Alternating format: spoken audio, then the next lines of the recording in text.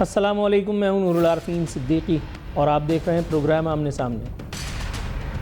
تمام تر دعووں، بلند و بانگ دعووں اور خوبصورت لال گلابی باتوں کے بیچ زمینی حقائق شاید کسی اور طرف نشاندہی کرتے نظر آ رہے ہیں۔ آج حاضر ہوئے ہیں تاکہ اسی جانب آپ کو لے کر چلیں۔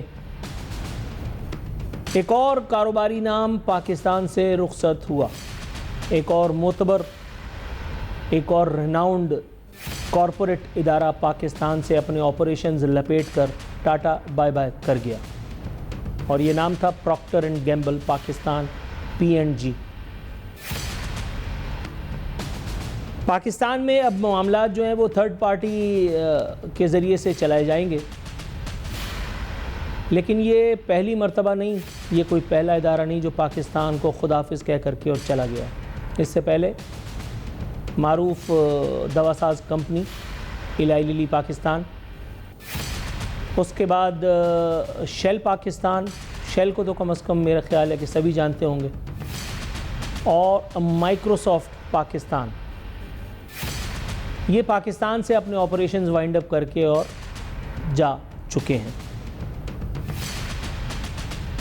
معاشی اعداد و شمار جو پیش کیے جاتے ہیں، حکومتی وزراء، عمائدین، معروف کاروباری ہستیاں جب مختلف ٹاک شوز میں بیٹھتی ہیں، بات کرتے ہیں، تو بتایا جاتا ہے کہ معاملات الحمدللہ ثم الحمدللہ اب الگ ڈگر پہ ہیں اور وہ معاشی استحکام کی جانب اشارہ کرتے ہیں۔ 10 مئی کے بعد جو معاملات ہیں وہ اللہ کا شکر ہے پاکستان کی امیج بلڈنگ ہوئی ہے، اللہ تعالیٰ نے پاکستان کو بہت سارے معاملات میں سنبھالا دیا ہے، اس میں تو کوئی شک نہیں ہے، مگر وہ جو ایک فورن انویسٹمنٹ کا ایک ایسپیکٹ ہے، کیا وہ ہمارے لیے امپورٹنٹ ہی نہیں ہے؟ آئے دن ہم خبریں سنتے رہتے ہیں کہ جی OGDCL discovers gas and oil reserves in Sindh. ایک خبر مجھے بتاتی ہے new oil gas reserves discovered in Punjab. ایک اور خبر بتا رہی ہے OGDCL announces major hydro carbon discovery in Sindh. یہ سب باتیں اس وقت کی جاتی ہیں جب ہم مایوس ہونے لگتے ہیں، اخبارات میں خبریں آتی ہیں اور پھر ہم سوچتے ہیں کہ شاید اب کچھ بہتری ہوگی، لیکن ہنوز دلی دور است۔ جو زمین پہ چیزیں وہ یہ کہ یکے بعد دیگرے ایک بڑا کاروباری ادارہ پاکستان سے اپنے آپریشنز کو سمیٹ رہا ہے، وائنڈ اپ کر رہا ہے۔ ہمارا بدترین لعنت زدہ دشمن، جس کا نام لینا بھی میں اپنی توہین سمجھتا ہوں، صورتحال وہاں اب جتنی دیگرگوں ہیں یہ دیکھ کر کے اچھا لگتا ہے، لیکن تقابلی جائزے کے لیے ہی صحیح اگر بات کی جائے تو وہاں پہ ایپل بھی جو ہے وہ اپنے آپریشنز شروع کرتا ہے، وہاں پہ جو ہے وہ مرسیڈیز بھی بن رہی ہے، تو فلانا، اب خیر معاملات الگ ہیں، یہ تھوڑا سا پہلے کی میں بات کر رہا ہوں۔ تو پاکستان میں یہ انویسٹمنٹ کیوں نہیں آ رہی ہے؟ پاکستان میں بڑے بڑے کاروباری ادارے اپنی جو ہے وہ آپریشنز لانچ کرنے کے بجائے وائنڈ اپ کیوں کر رہے ہیں؟ حکومت سے کہیں کوئی مسٹیک ہو رہی ہے یا کہیں ہم کوئی غلط خواب اپنی آنکھوں میں سجائے بیٹھے ہیں؟ خبر چھپی ہے سپٹمبر 17، 2025، اب سے کچھ دن پہلے کی یہ خبر بتا رہی ہے 3 سال میں 28,94,000 پاکستانی بیرون ملک چلے گئے، یعنی تقریباً 29 لاکھ افراد نے محض 3 سال میں ملک چھوڑ دیا ہے۔ خبر کے مزید مندرجات بتاتے ہیں کہ ملک میں ایک طرف بڑھتی ہوئی مہنگائی، لاقانونیت اور بے روزگاری ہے، تو دوسرا کاروبار شروع کرنے میں بھی طرح طرح کی مشکلات ہیں۔ امریکہ، کینیڈا، یورپ، عرب ممالک جانے والوں کی تعداد میں خواتین بھی شامل۔ اسی حوالے سے ایک اور خبر جنوری 15، 2025 کی تباعت بتا رہی ہے، روزگار کی تلاش میں 2024 میں پچھلے سال 7 لاکھ سے زائد پاکستانی وطن چھوڑ گئے۔ جب ہم سوال اٹھاتے ہیں تو ہمیں عجیب طریقوں سے مطمئن کرنے کی کوشش کی جاتی ہے۔ ہم کہتے ہیں برین ڈرین ہو رہا ہے، تو ہمیں بتایا جاتا ہے نہیں آپ کو تو پتہ ہی کچھ نہیں ہے، یہ برین ڈرین نہیں ہے، یہ برین گین ہے۔ برین ڈرین تو پچھلے دور میں تھا، جیسے پچھلے والے دور میں ہمیں سنایا جاتا تھا کہ پچھلا والا ڈاکو تھا، اس سے پچھلا والا سلطانہ ڈاکو تھا، اور اس سے پچھلا والا اور بھی بڑا چور تھا۔ تو پھر یہ ہو کیا رہا ہے جب معاملات اس درجے خراب ہیں؟ میں آج محترم سلمان شاہ صاحب کی موجودگی کا فائدہ اٹھاتے ہوئے آپ سے ان کی گفتگو بھی کراؤں گا. میں یہ پوچھنے کی جسارت بھی کروں گا سابق وزیر خزانہ سے، جنہوں نے پاکستان کی ایک دور میں جو ہے وہ خدمت بھی فرمائی ہے بحیثیت سابق وزیر خزانہ. ایک اور خبر کی طرف میں آپ کو لے چلوں. آج ہی کے اخبار میں خبر ہے، پاکستان ٹیکسٹائل کونسل نے برآمدات میں نمایاں کمی اور صنعتوں کی بندش پر گہری تشویش کا اظہار کیا ہے. یعنی یہ خبر بتا رہی ہے کہ پاکستان میں ٹیکسٹائل سیکٹر شرنک ہو رہا ہے، صنعتیں بند ہو رہی ہیں، لیکن حکومتی عمائدین وزراء وہ تو کچھ اور ہی رٹ لگائے ہوئے ہیں. خبر مزید بتاتی ہے، کونسل کی جانب سے جاری بیان کے مطابق رواں سال کی پہلی سہ-ماہی پہلے کوارٹر میں برآمدات 3.83% کمی کے بعد اب محض 7.61 ارب ڈالر رہ گئی ہیں. یعنی یہاں پہ بھی ہم ڈاؤن فال کا شکار ہیں. حکومت تو ہمیں کچھ اور بتا رہی ہے. چلو ہم برین ڈرین نہیں کہتے، ہم برین گین ہی کہہ لیتے ہیں. ڈرین اور گین میں کتنا فرق ہے؟ اوکے، آپ کے کہنے کے مطابق یہ جو پیٹرولیم آئل گیس ریزروز کی یہ جو ایکسپلوریشنز ہو رہی ہیں، آئے دن ہمیں خوشخبریاں سنائی جاتی ہیں. چلو حضرت امریکہ بھی اب ہمارے ساتھ جو ہے وہ آ کر کے کھڑے ہو گئے ہیں، یہ بھی ایک بہت خوش آئند بات ہے. پاک سعودی ایکارڈ کے بعد اور بھی ایکسپیکٹیشنز خود میری اپنی بھی الحمدللہ اسکائی ہائی ہیں. لیکن انویسٹمنٹ کی عدم موجودگی میں ہم کس حد تک سیکیور ہیں؟ ہمارا اکنامک فیوچر کیا ہوگا؟ یہ جانیں گے ہم سلمان شاہ صاحب سے اور کوشش کریں گے کہ ہم ان سے اس گفتگو کی روشنی میں اپنے ان تمام تر سوالات کا تفصیلی جواب حاصل کریں جو ہمارے بلکہ آپ کے بھی ذہنوں میں یقیناً ہوں گے. اگر پاکستان کا معاشی مستقبل اتنا ہی بہترین ہے جتنا کہ حکومتی زعماء اور قائدین بتا رہے ہیں، تو پھر کیا یہ اپوزیشن کی چال ہے کہ جو یکے بعد دیگرے پاکستان میں کمپنیز اپنے آپریشنز کلوز کر رہی ہیں؟ تو پھر کیا یہ اغیار کی جو ہے وہ سازش ہے کہ جس کے سبب ہماری ٹیکسٹائل جو ہے وہ ریڈکشن کا ڈاؤن فال کا شکار ہے، کہ جس کے سبب جو ہے وہ صنعتیں بند ہوتی چلی جا رہی ہیں؟ کہیں کچھ گڑبڑ تو ہے. سلمان شاہ صاحب ہمارے ساتھ موجود ہیں. السلام علیکم سر. جی وعلیکم السلام sir. Thank you so very much for your precious time sir. آپ نے ہمیں وقت دیا، ہم آپ کے مشکور ہیں.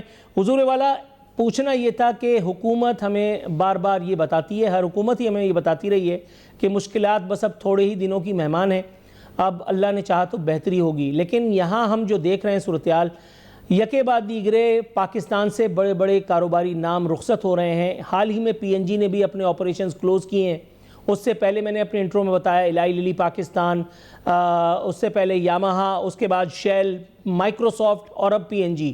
سر یہ اکنامک انڈیکیٹرز میں انورٹڈ کاماز میں بہتری کی علامت ہے، یا یہاں ہمارے ڈیسیجن میکرز کو، موورز اینڈ شیکرز کو، ہمارے فائنانس ڈپارٹمنٹ یا ڈویژن کو، ہمارے کرتا دھرتاؤں کو الرٹ ہونے کی ضرورت ہے؟ نہیں دیکھیں، بات یہ ہے کہ بڑا ایک کمپلیکس ایشو ہے، اور وہ ایشو ہے پاکستان کی اکنامک گورننس. اور اس میں ہمارا IMF کا پروگرام جو 25واں پروگرام اب چل رہا ہے، اور وہ بتدریج یہ پروگرام ہم IMF کے کر رہے ہیں، اور جو بہتری آتی ہے وہ بہتری اس صورت میں آتی ہے کہ آپ اکانومی کو بالکل سلو ڈاؤن کر دیتے ہیں، اور پھر وہ آپ کے خسارے جو ہیں تھوڑی دیر کے لیے کچھ بہتر ہو جاتے ہیں. لیکن جب بھی آپ تھوڑی سی بھی گروتھ کی طرف جاتے ہیں تو وہ پھر سارے خسارے اسی طرح واپس آ جاتے ہیں. اس کا مطلب یہ ہے کہ پاکستان کی اکانومی جو ہے ایک ڈیڈ اینڈ میں پھنس گئی ہے. ایک تو ڈیٹ ٹریپ ہے کہ بہت زیادہ قرضے لے کے بیٹھی ہوئی ہے. دوسرا یہ ہے کہ ہماری گورننس میں حکومت کے اخراجات بہت زیادہ ہیں. حکومت جو ہے وہ بے شمار منسٹریز بنا کے بیٹھی ہوئی ہے، 50 سے زیادہ منسٹرز ہیں.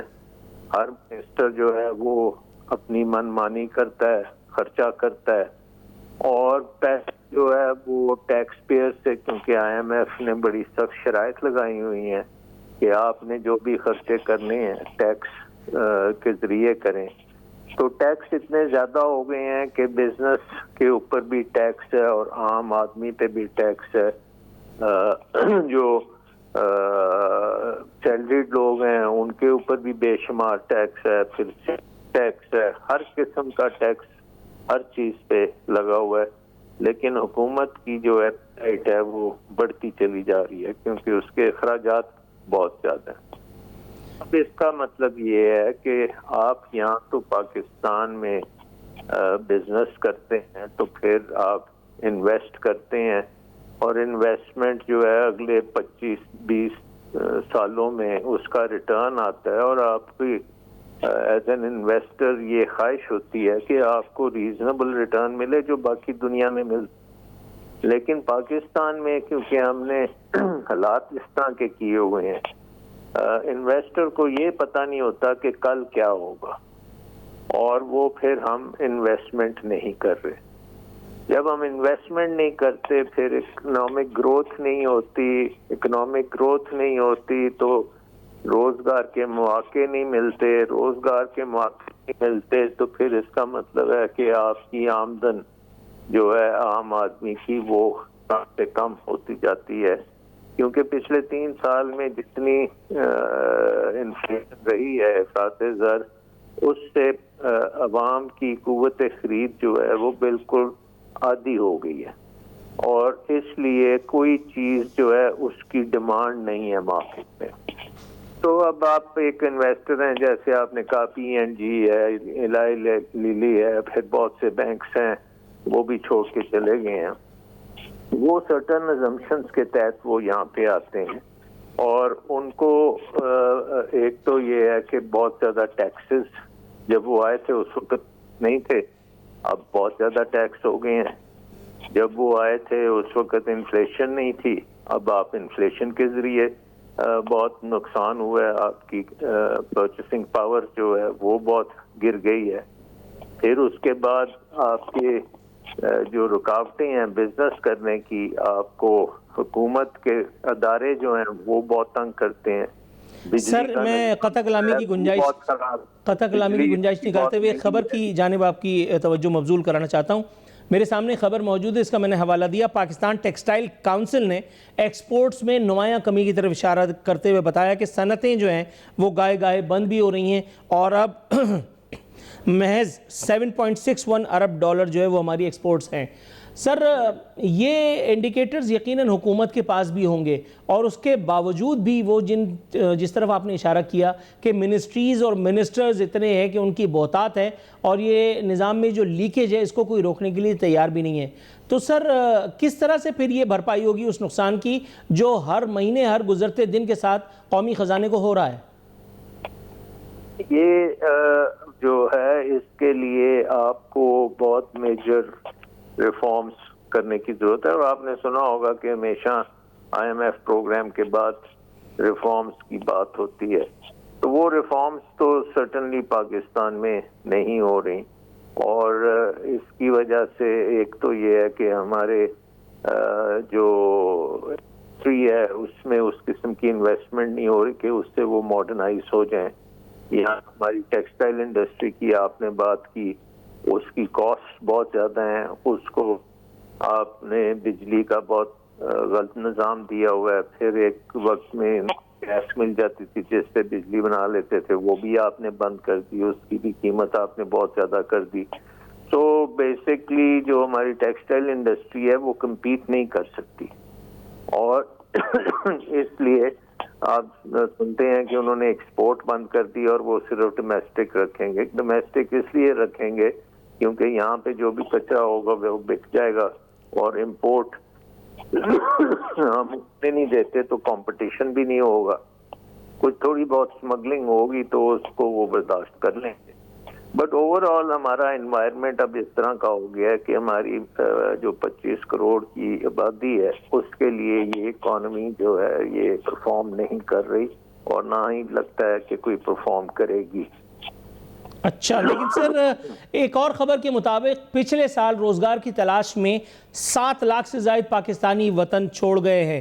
28,94,000 پاکستانی گزشتہ 3 سال میں، یعنی تقریباً 29 لاکھ ہی سمجھیں آپ، وہ ملک چھوڑ کر کے چلے گئے ہیں۔ جب ہم اسے برین ڈرین کہتے ہیں تو حکومت اسے برین گین کہنے کے لیے اصرار فرماتی ہے۔ سر آپ کے خیال میں برین ڈرین ہو رہا ہے، برین گین ہو رہا ہے؟ دیکھیں اگر یہ لوگ باہر نہ جاتے تو پاکستان میں تو انہوں نے بھوکا مر جانا تھا، کیونکہ یہاں پہ تو ان کو نوکری وغیرہ کوئی نہیں ملنی تھی، اور پاکستان کے لیے یہ نقصان دہ بات ہے کہ پاکستان کا نوجوان اگر پڑھا لکھا ہے، انجینئرز ہیں، سائنسدان ہیں، اس قسم کے لوگ ہیں، وہ بھی باہر جا رہے ہیں، تو وہ تو پاکستان کے لیے بہت بڑا نقصان ہے۔ لیکن ان لوگوں کے لیے ایک ریلیف ہے جو باہر چلے جاتے ہیں، کم از کم ان کا روزگار تو ان کو مل جاتا ہے، اور الٹیمیٹلی پھر وہ ہو سکتا ہے کہ ریمیٹنس کے ذریعے پاکستان کو کچھ پیسہ بھیج دیں۔ لیکن یہ ایک دنیا کا 5واں سب سے بڑا ملک جو ہے وہ ریمیٹنس کے اوپر نہیں چل سکتا۔ بڑی شرمناک بات ہے کہ ہم اپنی اکانومی کو بہتر کر ہی نہیں پا رہے کہ ہمارے جتنا یوتھ بل جائے اس کو پاکستان کے اندر روزگار ملے، پاکستان میں ملے، پاکستان میں انوویشن ہو، پاکستان میں انویسٹمنٹ ہو، پاکستان میں آئی ٹی کا نظام ہے، پاکستان ایک نیا جدید ملک بنے۔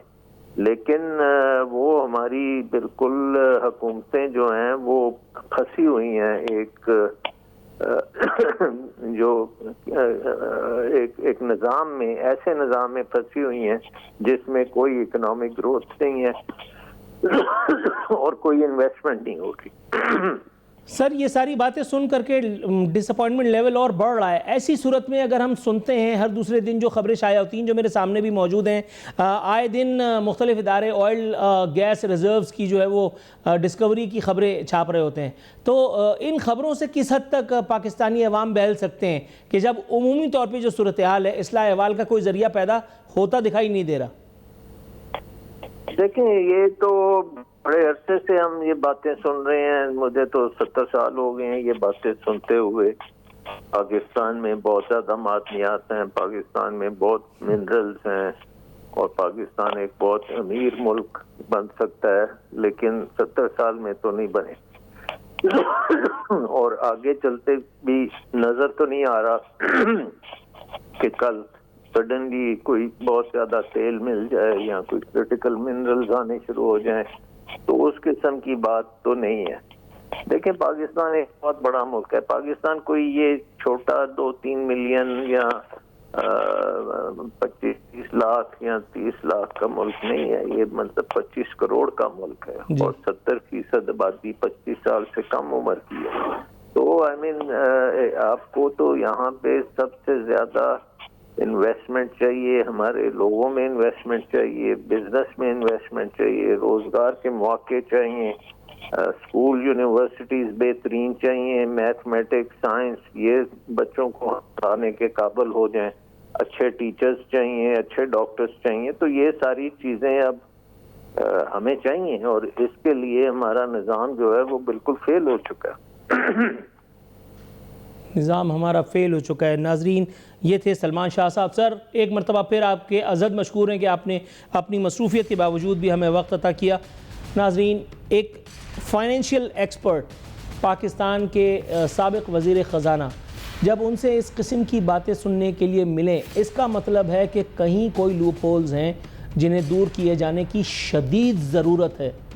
50 سے زائد منسٹریز اور 50 سے زائد منسٹرز اور ایک سرکار، ایک مخلوط سرکار، یا پھر ایک بقول وزیر دفاع میں اپنے کندھے پہ کیوں لوں ایک ہائیبرڈ سرکار، کیا وہ اس حد تک انڈیپینڈنٹلی فیصلے کر سکے گی کہ پاکستان سے روزگار کی تلاش میں باہر جانے والے، آپ اسے برین ڈرین کہیں یا برین گین کہیں، یہ سلسلہ رکے، پاکستان کے اندر لوگوں کو وہ معاملات نصیب ہوں جس کے لیے وہ باہر جاتے ہیں، کارپوریٹ سیکٹر کو ریلیف ملے، پاکستان میں انویسٹمنٹ کی فضا سازگار ہو؟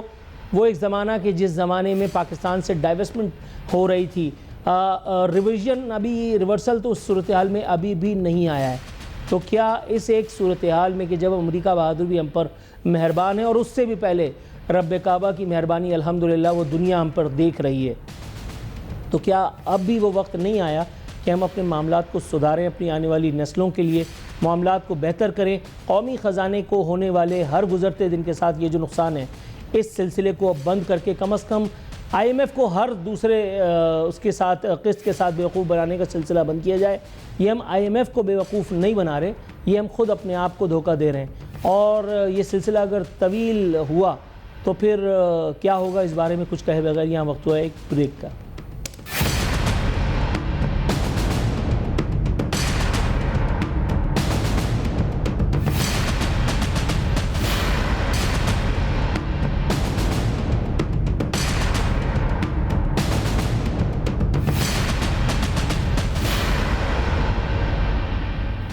ویلکم بیک ناظرین. اس وقت ہمارے مہمان ہیں حضرت نور العارفین صدیقی. میزبان بھی میں خود ہی ہوں.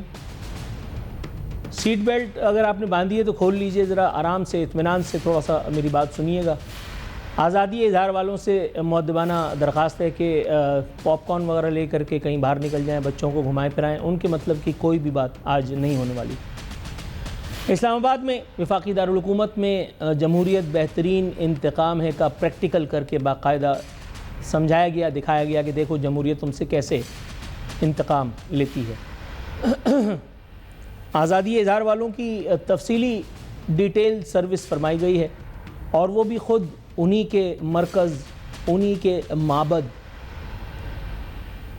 ایک ایسی جگہ پہ گھس کر کے نیشنل پریس کلب میں. آپ کو لگ رہا ہوگا یہ کبڈی کے کسی مقابلے کی فوٹیج آن ایئر کر دی گئی ہے. جی نہیں، آپ کو یہ بتاتے ہوئے ازحد انورٹڈ کاماز میں مسرت محسوس کر رہا ہوں کہ یہ ملاکھڑا آپ کو پولیس اور صحافیوں کے درمیان ہوتا دکھائی دے رہا ہے، جس میں کسی ایک وقت میں کوئی ایک فریق جیتنا اور دوسرے وقت میں دوسرا فریق ہارتا دکھائی دے رہا ہے.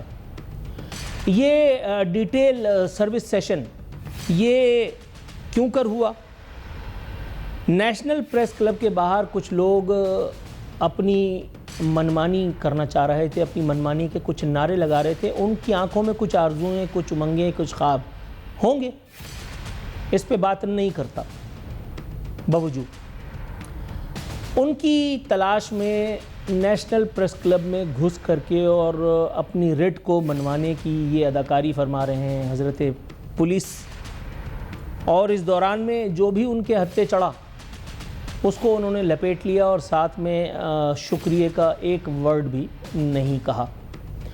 ہمارے آپ کو پتہ ہے کہ اگر کسی جرنلسٹ کو روڈ پہ روک لیا جائے تو آزادی اظہار فوراً خطرے میں پڑ جاتی ہے. اگر ہمارے یہاں کسی وکیل کو روک لیا جائے اس کا چالان کرنے کے لیے یا اس سے ڈاکومنٹ مانگ لیا جائے تو آزادی عدلیہ کی خطرے میں پڑ جاتی ہے. معاملات گڑبڑیشن کا مطلب آپ سمجھ رہے ہیں کہ ہر جگہ ہی شکار ہیں. کائنڈلی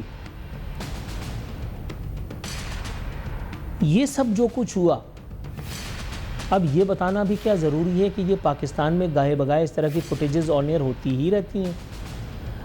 پچھلے دور میں ہم نے جو کچھ دیکھا اس کا اگر جائزہ لینے کے لیے جاؤں گا، میرا خیال ہے بہت طویل ایک سفر ہے. مجھے اچھی طرح یاد ہے کہ میڈیا کو بڑا سر آنکھوں پہ بٹھایا جاتا تھا جب چودھری پرویز الہی وزیر تھے، وزیر اعلیٰ پنجاب ہوتے تھے. اور اس کے بعد پھر جب صورتحال گڑبڑیشن کا شکار ہوئی تو اسی چودھری پرویز الہی کی جو مرسیڈیز تھی، جو گاڑی تھی سرکاری، وہ ایک صحافی کے، جرنلسٹ کے پیروں کو رونتی ہوئی اور وہاں سے میلے سے نکلی تھی. پچھلے دور میں اگر ہم جائیں حضرت عمران خان کے دور میں تو بہت سارے لوگوں کو صرف اس جرم کی پاداش میں کہ وہ ان کی من مرضی کی بولی نہیں بول رہے تھے، ان کو گھر بھجوا دیا گیا. اللہ کا شکر ہے ثم الحمدللہ یہ ناچیز، یعنی میں خود احقر بھی اس ایک عطاب کا شکار رہا. حضرت عمران خان کو ہینڈسم نہ کہنے کی پاداش میں یہ نزلہ مجھ پہ بھی گرا. لیکن خیر وقت ہے، گزر ہی جاتا ہے. پچھلے کچھ دور میں کچھ لوگوں کو جو ہے وہ آپ سمجھ رہے ہوں گے کہ یہ کہہ کر کے بھی پیٹا گیا کہ لڑکی کے بھائی نے مارا ہے. آج جو کچھ ہو رہا ہے وہ جسٹیفائبل کیسے ہے، ہم اس پہ بات کرنے کی کوشش فرما رہے ہیں. اور ایسا نہیں ہے کہ اس کے لیے میں نے کسی صحافی کو بلانے کی کوشش نہیں کی. اب بات یہ پولیس کے بارے میں بات کرو تو میں کرائم رپورٹر کو بلاؤں گا، وہ کرائم رپورٹر کھسک جاتا ہے کیونکہ اس کو آئی جی کے ساتھ بیٹھ کر کے چائے پاپے بھی تو کھانے ہوتے ہیں. اب میں کیا کروں؟ اب آزادی اظہار کی بات کروں گا تو میں آزادی اظہار کے ماموں کو بلاؤں گا نا، لیکن آزادی اظہار کے مامے جیسے ہی سمجھتے ہیں، جیسے ہی سنتے ہیں کہ میں اس موضوع پہ بات کرنا چاہ رہا ہوں، ایک کہتا ہے کہ میری پھپھو وینٹیلیٹر پہ ہیں، دوسرا کہتا ہے کہ مجھے جو ہے نا وہ بچوں کو پارک لے کر کے جانا ہے. تو پیش خدمت ہے حضرت عارفین، ایک تو سروس ہوئی ہے اور وہ بھی ڈیٹیل، اور اس کے بعد جو ہوا ہے وہ کافی مذاق خیز ہے. وزیر مملکت برائے داخلہ طلال چودھری نے فرمایا کہ اسلام آباد کے نیشنل پریس کلب واقعے میں جو ملوث ہوگا اس کے خلاف ایکشن ہوگا. سر پوچھنا یہ تھا کہ یہ مینڈیٹ ہے آپ کے پاس سیریسلی؟ اچھا ایک بنیادی سوال، آپ میرے پروگرام میں تو ایسے نہیں آئیں گے تو چلو میں آپ سے آپ کی بغیر موجودگی میں ایک سوال پوچھتا ہوں جنرل نالج کا، بہت آسان سوال ہے. سر پیٹنے کے لیے ایک وزیر داخلہ رکھا ہے محسن نقوی، اور معافی مانگنے کے لیے ایک وزیر مملکت برائے داخلہ کو آگے کر دیا گیا، یہ حسن اتفاق کیوں؟ چلو پہلے تو پاکستان اور کیا وہ ایشیا کی وہ کوئی کرکٹ کی سیریز چل رہی تھی، اس میں وہ بزی تھے، انہوں نے اپنے طور پہ انڈیا کو خاک و خون میں غلطاں پیشاں کر دیا. حالانکہ میں نہیں مانتا ایسا کچھ، لیکن چلیے ان کو بلوچستان میں صورتحال سنبھالنے کے لیے کوئی ایس ایچ او، انہوں نے ایک پھڑ ماری تھی کسی زمانے میں کہ بلوچستان کا معاملہ ایک ایس ایچ او کی مار ہے، آپ فکر نہ کریں. نہ وہ ایس ایچ او آج تک ملا، نہ بلوچستان کا معاملہ سدھرنے میں آیا. ہاں انٹرنیٹ بند کر کے راوی چینی چین لکھتا ہے، لیکن صورتحال مقبوضہ کشمیر میں خراب ہے. بھارت غاصب ہے، ہمارے طلال چودھری کو آگے کر کے اور معاملات کو سنبھالنے کی کوشش ہو رہی ہے. بھائی پیٹنے کے لیے محسن نقوی تو مرہم رکھنے کے لیے طلال چودھری کیوں؟ سستا خون حوالدار کا. پارلیمنٹ ہاؤس کے باہر میڈیا سے گفتگو کرتے ہوئے انہوں نے فرمایا کہ پارلیمنٹ صحافیوں کے بغیر نامکمل ہے، ہم غیر مشروط معافی مانگتے ہیں. کل میں وزیر داخلہ کے حکم پر پریس کلب گیا. اچھا اگر آپ نہیں بھی بتاتے تو میں نے تھوڑی دیر پہلے یہی سب باتیں کی ہیں، اور اللہ جانتا ہے میں نے پڑھا نہیں ہے، اللہ جانتا ہے. لیکن چونکہ میں بھی جمہوریت کی اسی منتخب مزاجی کا جو ہے وہ شکار ہوں، تو اس لیے مجھے سب پتہ ہے کہ یہ کیا ہو سکتا ہے. اس کے بعد جو ہوا ہے وہ اس سے زیادہ مذاق خیز ہے.